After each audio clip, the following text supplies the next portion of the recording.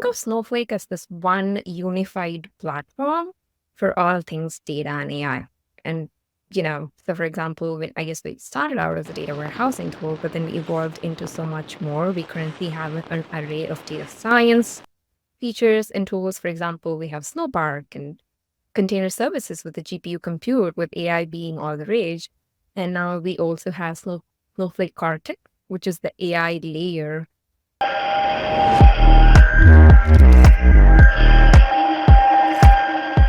Today's guest is Vino Duraswamy. She is a developer advocate for data, ML, and AI at Snowflake, and a very well-known writer towards data science, and also is a technical writer on data engineering, AI, ML, statistics, and Medium. Welcome to the podcast, Vino. So excited to have you here today. Mhm. Thank you so much. Thanks, Sadie. Always exciting to talk to you. And today, I guess, all about women in tech, women in data, and all things Snowflake and data stuff I've been working on too. Super excited, and let's get started. It's going to be a great convo. I was so happy I got to go to the Snowflake offices the other day. And I just love the color, the blue, and everything was so pretty. They had like these little benches or the ski lifts in there. And I'm like, that's so cute. Like, I want to recycle some ski lifts now and like put them in my office. So I was definitely really inspired by that. But Snowflake Summit this year was huge, as it always is. And I know a lot of new AI and ML tools and products were unveiled in the platform. Where's kind of Snowflake's mindset around that? And what are the cool things we should all be thinking about within the platform? Gotcha. Okay. Yeah, like you said, we have made tons of announcements in the ML AI space at the summit. And I guess for me, if I have to say someone new coming into Snowflake world has to form a mental model of what Snowflake is and where we headed, I would say just think of Snowflake as this one unified platform for all things data and AI. And, so for example, I guess we started out as a data warehousing tool, but then we evolved into so much more. We currently have an array of data science features and tools. For example, we have Snowpark and container services with the GPU compute, with AI being all the rage. And now we also have Snowflake Cortex, which is the AI layer. Again, going back to the simplicity that, Snowflake brings to all things it does. How do any data practitioner today use AI, but without having to really know the nitty-gritties of what exactly is happening under the hood? The Cortex AI layer, all things out of the box. I think these two are the main, I would say, the broader category of announcements that came at the summit that I'm very excited about. And for individuals like getting started with Snowflake, I mean, as you mentioned, it is a platform, right? I think a lot of people originally think of it as like this database, but it's so much more than that. And so then when you go to be like, okay, I know I need to like maybe I want to up my skills because like maybe my current company doesn't use Snowflake and I know it's so popular and I want to, update some of my skills with it, or like maybe my company's bringing it in and so I want to make sure that I'm taking new classes. Like where would somebody even just get started with that? Are there specific roles or journeys? Like how do I get started in just like learning about this whole platform? Gotcha. No, I think when I say Snowflake is a platform for all things data, it can be slightly intimidating for someone coming in new and like, okay, right, I can do everything with Snowflake, but what does it even mean? Where do I start? I think one should start with what exactly are they looking to do, right? For example, Snowflake is being used by data engineers for building data pipelines and curate the data. Also, data scientists who are trying to build models for classical machine learning use cases. And then on the other end, we also have data app developers who are essentially software engineers who are building data products, not just, any other softwares. And on the other end, now, just this past year, thanks to the Cortex AI and the Gen AI stuff we just talked about, we also have AI builders who are building with the data and these AI services, right? So one would want to think about where exactly should you want to specialize in, or where, like, because when you get started, you have to got to start somewhere. And then you could always expand into other, workloads or the job responsibilities. But then think about, where do you want to start? Data engineering, data science, classical ML, or generative AI, and then just go from there. But one thing I would say though is that in terms of languages, I know there's been a lot of conversations about, oh, should it be Python or Scala or Java or even SQL? Because SQL is never going away. I would say one should definitely start with Python because Python is getting, I would say, like feature parity with SQL within Snowflake all around. So if you're a SQL person, run with SQL, but then definitely get started on Python too, because that's where the world's moving. But yeah, figure out what specific niche or specialization you want to get into just to get started. And then start with Python for whichever workload it is. So that's really exciting because it means essentially that, since it is a platform, well, that can feel overwhelming. It means that you can start within your niche, right? So if you're a data scientist, start with the tools for data scientists. If you're a data engineer, there's definitely things to help with building pipelines for that. Does Snowflake have like a learning platform, or where do individuals go? Where's the best place to go to be able to pick up some of these skills? I guess firstly, as with any other platform, there's like tons of online resources available. But within Snowflake, like the Snowflake created resources, if I have to talk about currently, there are like two main resources. One is go to developers.snowflake.com, which is where literally all the developer materials for Snowflake related, you want to get trained on something, just go to developers.snowflake. That's where you'll find all the information you need. But then if you want to take it one step further, because I also see that a lot of people who use Snowflake today, but want to level up or really get a professional certification, so to speak, then they should probably consider we have a new program called North Star, where Snowflake has these different courses specializing or targeted at each of these workloads that we just talked about, right? Data science or Gen AI or data engineering. So taking one of these North Star courses also gives you access to this badging and certification and maybe like formalize your, you know, knowledge of Snowflake and kind of do a quick fit check of some with these certifications and badges. That's awesome. I love that there it's centered around different roles because could this also be used if maybe you're trying to break into the field of data science and so you can pick up one of these North Star pathways and take that up and allow not only to talk about your Snowflake experience, but even go beyond that in terms of some understanding of the field and some methodologies with it too. Mhm. Yes. Okay. So within North Star, we have this foundation course, which is like intro to Snowflake for all the workloads, which I would definitely recommend for somebody who's pivoting into data for the first time, has never worked in the data space before. But then after you're done with the foundation, we have like three different learning paths one could take, which is like the data, AI, and the apps. And this is where one would really, if I've been a data science person, but wanting to get into data engineering, because in some companies, the titles are blurred, you anyway end up doing multiple jobs. So in that case, if you're already a data scientist, but you just want to get started with data engineering, you can skip the foundational course and directly get to the data engineering learning path and then just, move forward from there. But yes, you do have this learning paths to kind of curate your learning experience as you move through these courses. That's amazing. And when can we expect these classes to be out on Coursera? So the foundational course is already available on Coursera. And the best part is that it is free for anybody who wants to get started. So the foundation course is available already. Just go search for Intro to Snowflake and you should be able to find it. And then the data engineering course is coming up soon. I know one of my colleagues working on it this past month and it's already ready to go. Probably watch out for any announcements next month. And then we also have the generative AI course that I'm working on, another colleague of mine, which will probably be out in time for build, which is late November, early December timeframe. So we have two courses in the work that are already out, and then, two more coming up later this year. That's awesome. You're teaching the Gen AI class. Congratulations. I'm really excited for that one. Is this your first time teaching with Coursera? And, I know you do talks all the time. Kind of what's your experience been like in talking versus teaching online? Oh my God. Okay. It's very interesting that you ask me that. For me, I've done tons of conferences and demos and even webinars, like or tutorial style teaching, where I go with, specific slide deck, talk about a feature, and then show them how to use. All of that has been very much an impromptu. speaking in the sense you have a demo and you're just talking through how one builds the demo and everything. I've never been a like write the script and like follow the script kind of person.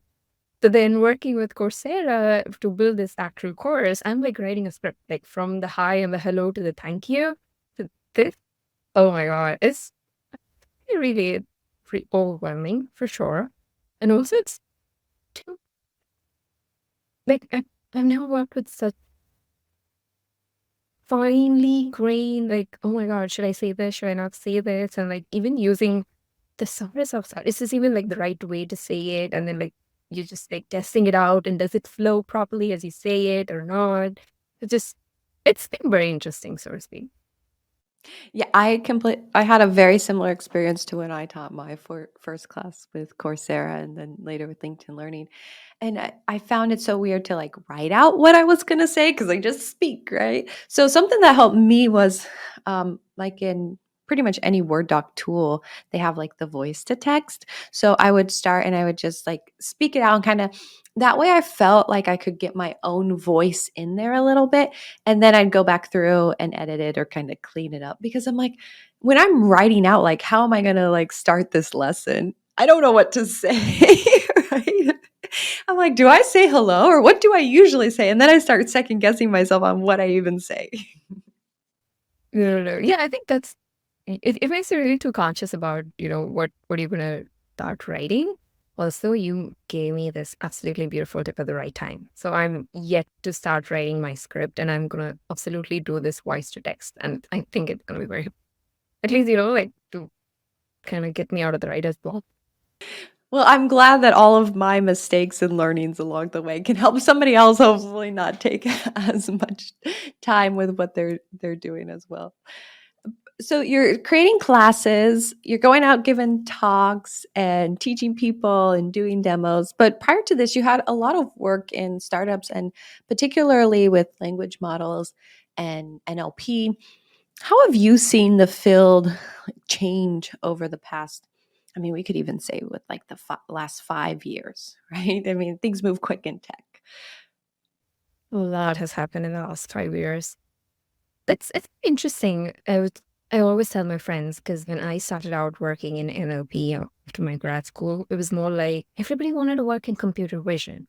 Like OpenFeely was the coolest project that everybody wanted to work on. Nobody even bothered to work in NLP and NLU, except for a couple of my friends who worked, at the Amazon Alexa team at the time, who probably were my only people to talk about anything NLP.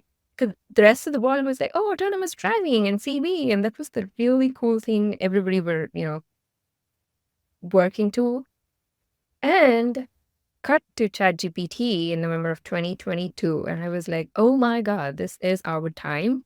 In the sense, like you just see overnight all the spotlight back on the language models and NLP really. So that has been definitely very exciting. One thing, because when I was working with a small company based in Tempe, it was in legal, discovery and tech. It was absolutely hard to write a proposal and to get the business to approve any budget whatsoever to work on these, AI research projects, right? Because, NLP was not a really cool thing to get any budget allocated to us. But then there is always this constant talk about, is it a hype or is it like an actual, is it going to give us actual value? But then despite all that chatter around myth or not, just the fact that I could get budgets for the AI research team to be able to work on these language models that we've always been wanting to. So that is like a big change in momentum for the AI research teams, right? So you don't have to really go around the business trying to really build a case and get more money to work on these exciting cool things. That has like in one way changed for good.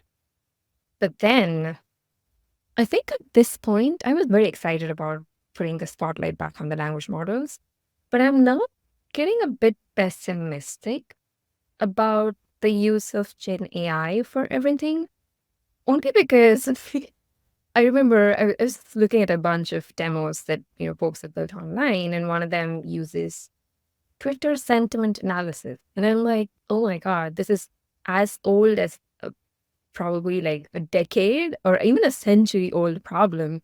Like Twitter sentiment analysis. Yeah, it's a decade. I mean, yeah, I was in my master's 10 years ago, and that's what we did for like our text analysis was Twitter sentiment analysis. It's only updated now because it's X instead of Twitter, right? But yes, it is a decade old. Exactly. But why are we using all the fancy language models that we have with all the fancy GPU compute, which is also making it more expensive thanks to GPUs, to build a sentiment analysis model? Oh, come on. Like, right? So, which is kind of why I'm like, are we really throwing this LLMs at really any natural language problem that we have? Are we really using it for the problems that could not be solved without LLMs, right? So there are like two distinct categories of it. So when I see these like sentiment analysis being done with LLMs, I'm like, oh my God, come on, get over it. Like, I don't think that's the right use of it, which is why I'm like being a bit pessimistic about are we even doing the right thing? But then there are like tons of fantastic use cases that I've seen of LLMs, which it's just that, I believe enterprises are still exploring, so to speak, of, where the right use cases are. So it's hard for us to even say where is it going. But yeah, hopefully in the interesting direction where we use these to generate more text, not as much as try to do reasoning tasks with it. What do you think some of those right use cases are, right? Because I mean, it would look like a right use case to use it for if you're maybe new for sentiment analysis on X or Twitter, however, whatever you want to call it, right? But it's like, but that's kind of like bringing like a racing cart to just drive around in the streets. Like, do you really need all of that, right? So, I mean, yes, it is like it's a text-based problem, so it feels like it's a good fit. But what would be a better fit, like for an LLM in your idea? Okay, so I think there are like two main use cases that I'm particularly excited about. One is, for example, today internally, say if I have to talk about Snowflake's Snowpark framework, or there is a couple of internal Slack channels between engineers and sales engineers and developer where it's almost like a Stack Overflow that is internal to us, where people post questions and like keep answering each other. All of this data is kind of lying down unused, right? An external Snowflake developer trying out Snowpark might come up with very similar questions. But it's just that all of the data is sitting inside of the Snowflake's own proprietary environment, so it's not available to an external developer. But at the end of the day, we're all just using Snowpark trying to get over those errors at the end of the day, right? I could be training a chatbot or a Q&A bot on this existing set of questions and answers that were already solved and make it available for external Snowflake developers, making their life easier, right?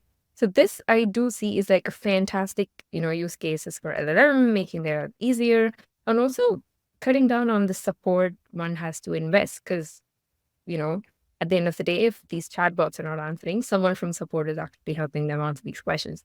So using these chatbots as like a front line of defense for, support cases is how I see these would become very valuable. And then the other one is being like content generation. I guess just because I'm in DevRel, I'm writing a lot of blogs. I'm like, oh my God, can I just make my own life easier? And at the end of the day, these models are exactly trained for that, like to generate and create these content that are fine-tuned and refined and to cater to specific audiences with the right intent. I remember this one cool project. I think Sean from Skyflow and Manny. So they had built a very, I would say, like a content engine using these LLMs, which would basically create these different copies. So if you want to create a PR copy, you just select the modes and the tonality for how you want the message to be, and then the bot will be able to give you that specific, copy with the right intent and the tonality. Say you want to write a PR copy, you want to write a blog, you want to write a documentation, because documentation is typically to the point and dry, but blogs can be a bit more opinionated and snarky. But PR copies are entirely marketing. They don't have a lot of, dev related stuff. And one can build a content engine, just give bullet points, and then like, why do I have to, write an entire blog by myself? I think that's another fantastic, use case too. But again, enterprises have still been experimenting and We'll see what other new use cases that they come up with, but these two are like my absolute favorite.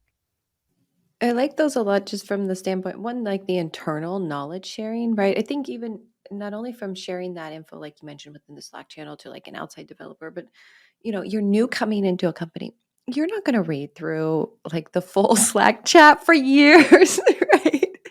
And then even like if you're not new, then sometimes just keeping up with everything and the conversations that have happened is so hard. So to be able to like query this internal knowledge base, I see is like such a good opportunity for organizations. Um, and then really, I think where these large LLMs shine is being able to do that versus like, yes, we can use it for Twitter send and else. And maybe in like media, that's a big deal, right? Maybe that's why we're missing the point in it, right? But for us, everybody has their own lens from it. The thing though, I really liked when you first shared your story kind of within NLP is like how it wasn't cool, but you stuck to it, right? And then it became big. And I think that's so important for people to remember right now. It's like, yes, this is all the rage, but like maybe you're interested in this obscure thing, like stick with that because you never know when like that's going to be the best new thing and you're going to have the years of experience that no one else is going to have. And so I think your story is so impactful from that of like you had only a small group of friends, right? Or maybe I'm overplaying that, okay? But there weren't as many people working in it. It really was. Computer vision was like the total rage and where it was at. And now, like, you don't even hear much about computer vision. And even LLMs kind of take over computer vision because even like Chat GPT in a way has it. I upload my notes all the time and have it type it up, but we think of it as just a language model. And it's like, I don't know. Maybe you're the winner here because and language models kind of stole computer vision's thunder, but we'll see in the next 5 years or so. No, no, no. I think that's a very good point because, I remember, I think Yan Lee Kuhn, who's at Meta currently, also talked about a very similar thing, saying, hey, if you are a PhD student looking for what areas do I want to specialize in for my PhD, just stay away from language models. And I don't think he has anything against language models, but it's more so about, what is probably on the hype cycle today may not continue for a longer time. So just stick to whatever you want to be researching on or exploring. And that's kind of, I think, what we want to stick to do. 100%. And it's scary to do because you're kind of putting your stake in the ground and you don't know, right? You don't know if it's going to work out. You don't know if that's going to be the new thing, but I think you have a much better chance if you do that, right? You want to run to where the ball's headed or, you know, versus where it's at today. So I think that's fantastic advice. For those who are interested in getting into just the maybe I know we've just talked a lot of reasons why not to get into NLP and LLMs, but if you're still here listening and you are interested in getting into this space as like a developer, what's your recommendation for like the best way to get started? Oh, okay. First things first, if you've been working on language models all these years, so you're naturally, primed to make use of this wave, so to speak, right? And like companies do it all the time, right? So like for Amazon started as a bookstore and then ended up being cloud services, and they're really winning in the cloud services game. I don't think one should, just because you worked on something else doesn't mean you cannot get into NLP or you should not get into NLP. Like ride the wave. If it works for you, it works for you. There is no judgment, so to speak, on, oh, you're just like pivoting suddenly because language models are all the rage. But then to get started, I think it's still like going back to the fundamentals, really. Like, even if we think about like all the way from BERT and transformers, encoder decoder architecture, and like really like starting from the basic. And as with any researcher, we would have the literature review of these 10 to 15 papers that we would start and understand before we even get into NLP and NLU space. So that's probably where one should start researching with really like do a literature review of all these basic papers and then go from there, really. Yeah, it's amazing how much it always still comes back to the papers, right? So I think if you work in this space, most of us all had, I think, a stint in some level of research, right? It may not even have been like AI, ML. For me, it was neuroscience research. Um, I have a bunch of tabs of papers of left to read, and still to this day, I read papers, and my stack of papers that I need to read versus ones that I have read are quite drastically different. I think papers are like the easiest way to distill everything you want to learn into like 5 to 6 pages, right? For if I really have to go all about and learning all things NLP, it's gonna be like the information overload is real. Especially if you're getting into a new field, you're like, oh my God, where am I supposed to start? There's like tons of things. Whereas I feel like these papers do a fantastic job of distilling those in a very precise, condensed form. So you get only those 5, 6 pages. I know they're intense, but then you get it. It's like super easy to kind of digest and make the most out of them. Yeah, for those who are looking for some of those core papers, or also, I've seen the charts of just like how much new research is happening in the field of AI, right? It's like doubling. There's a lot of, I mean, if we're even talking, let alone the newsletters and like all the content we could all listen to and watch. How do you narrow down on like what you should read, or where do you look for new papers coming out? I think for me, currently, it's a bunch of folks that I follow on Twitter and LinkedIn. And then it's funny because for me, I really like disable notifications from every new person that I follow, except for some of these people who genuinely put out valuable content that I'm inclined to read at that phase of my, right. So for example, currently I'm reading all about Gen AI and LLM. That's okay. So then I make sure to follow these people and you can see the things kind of change and like the trends shaping up as you see these posts coming in, right? It started with prompt engineering, it went to RAG, and then it went to agents and agentic workflows, and then slowly graph RAGs are becoming the next big thing. So you can see just by following, say, 5 to 10 people on a specific area that you want to really be on top of, or that at least that is what I've been able to stay on top of this. But you tell me if you have a better way of doing this, because honestly, this is one thing that I've not figured it out for myself. Because if you go to archive, there's like thousands of papers every day. Are you kidding me? There's no way I'm going to read any of them. So it's just impossible. No, same. Somewhat I leave it to the chance of the universe of what shows up in my feed, I'm like, is it the algorithm or is it meant to be? I don't know what it is. But yeah, I went to archive and I subscribed to what I thought was a subset. And I was just like, oh my goodness, this is so overwhelming. I had to unsubscribe. And now I just kind of see what pops up in terms of my feed. And I think it's just being really intentional, like you are, about following people who post a lot of papers, or if there's a particular researcher that I really have read one of their papers and like their work, like I'll always go and follow them. While their X account may not be that active, like they do post when they have a new paper out. So it's kind of my like, okay, this is how I'll stay up to date on it. But yeah, maybe we need an LLM for this. I don't know. How to stay up to date on the papers you really need. I know, right? It's interesting though. Like, for whatever reason, the research in the academic community chooses to stay active on X or Twitter or whatever. And then the engineering community is like super active on LinkedIn. So it's kind of a good mix of people everywhere. Yeah, definitely. It is so funny to me how there are, I don't know, I think different people gravitate towards different platforms. And I would say, yes, academic is still really strong on X. And then, Instagram has its own variety of tech influencers too, right? That's where I follow all my tech girlies that I love. So, you know.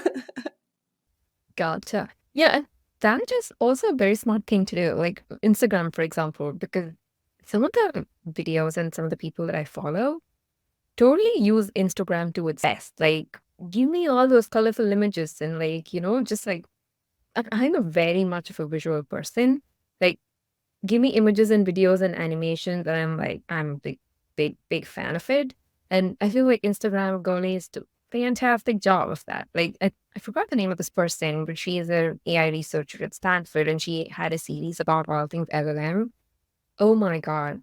It's like sometimes you wonder how could somebody explain this a deeply technical term about LLMs in such a fluid way to somebody who's probably never worked in NLP would still be able to understand. So that's fantastic though. Yeah, agree.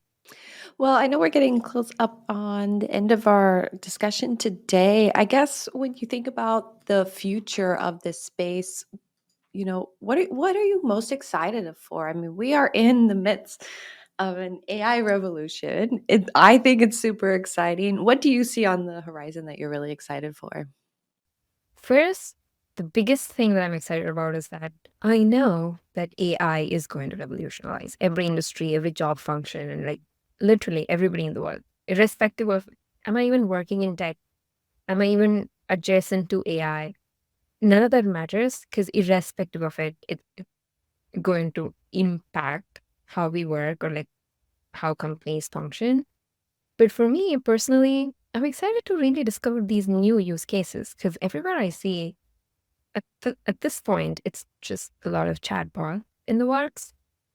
And then there's content engines for generating. But then is there anything more we could do with it? Like some of the really fun use cases that I've come across with these book summaries and even like building stories, like universe building. I guess it might change the media and the entertainment world. Like I have a friend who basically is like the friend is from one culture and then his partner is from another culture. So they use mythological stories from both the culture to build a mixed universe to make new stories every day for their kids. And I was like, oh my God. Like those are like real creative use of these generative AI. So I don't know how that would translate into an enterprise setting, right? So how would we be using those kind of use cases in a really enterprise, scenarios and cases? So for me, I know AI is changing everybody, but I'm like, how exactly are we going to use that? How exactly is it going to change that specific industry and field is what I'm more excited to see. I guess we'll only know as things evolve, but I'm just super curious to watch out the space for that. No, I think it is such an exciting time because, yes, we have some of these initial capabilities, but just seeing what more people do with it, right? Like, I don't think we could have ever guessed everything that was created when the internet came out and, the mobile revolution. And we got things like Uber and Lyft, right? That are just so amazing and things that we use every day. And so it's exciting to be in the early ages of that and to be a creator shaping it. So I'm looking forward to that as well. And I think another thing is also education. I feel like that is something that has not changed for a while now, especially with ChatGPT and Dali's image or mid journeys, like creating these fancy, cute images. There is so much more potential in actually visualizing everything that I'm trying to learn, or like, better way of really changing how one teaches. There's a lot of potential, but again, we'll see how that's going to be. I'm also excited for Andre's new education startup that he's going to use LLMs.